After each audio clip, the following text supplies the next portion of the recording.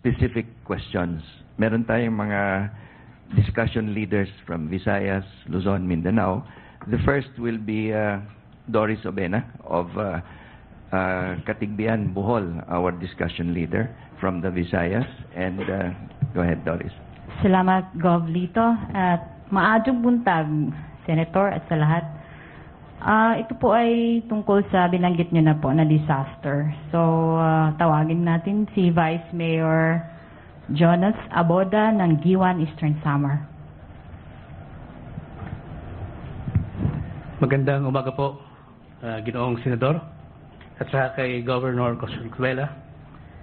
Kagayang nabanggit ni Doris, ang tanong ko po ay kaugnay doon sa kung paano natin tutugunan ang kalabidad o sa mas malawak na saklaw yung tinatawag nating disaster mitigation, preparedness, and response.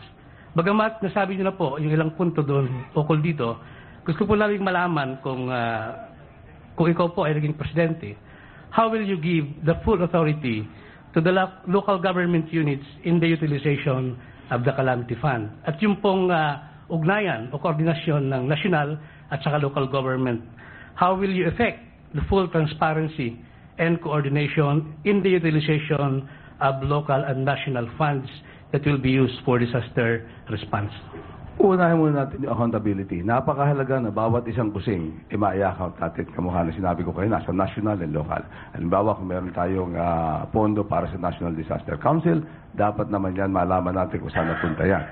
And then sa local.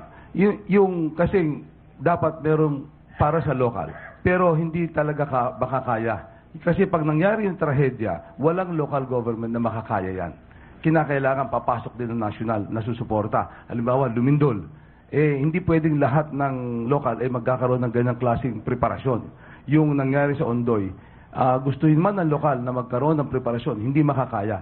Kailangan malakas din ang national na kayang tumugon kagad. Dito mahalaga na kung sino man yung magiging pangulo, kayang pamahalaan, kayang mamahala pagka ganitong problema. Medyo a-anticipate mo ng konti. Halimbawa, dito sa Pag-asa, ang una mo nang gagawin, kailangan kung mo tayo isa sa bansa sa buong mundo na pinakamadalas tamaan ng bagyo. Siguro dapat pinakamodern ng kagamitan natin sa pag-predict ng panahon.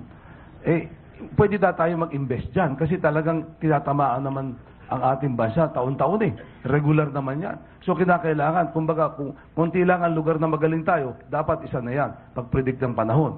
And then, yung anticipate mo, dalawang malaking trahedya pwede mangyari. Baha, lindol. Ang tanong ko halimbawa, pag lumindol, paano tayo? Nakita ko yung kawalan ng koordinasyon nung nagkaroon ng Ondoy tayo ng bagyo. Paano kung bigla lumindol dito? Doon ako natatakot. Kaya, mahalaga na meron tayo mga basic na equipments, kagamitan. Mahalaga na may basic na system tayo na biglang tatakbo. Pipindutin mo lang, tatakbo ka agad yan. Pagka meron ganitong trahedya, na more or less dapat, napipredict natin kung ano. Pero yung sa accountability, kabukada sinabi ko kayo na dapat i-account yan. Pero importante yung may national na fully equipped and prepared. Ma-anticipate mo naman dahil pare-pareho naman ang tumatama sa ating mga trahedya. Pare-pareho. Thank you po. Maraming salamat po.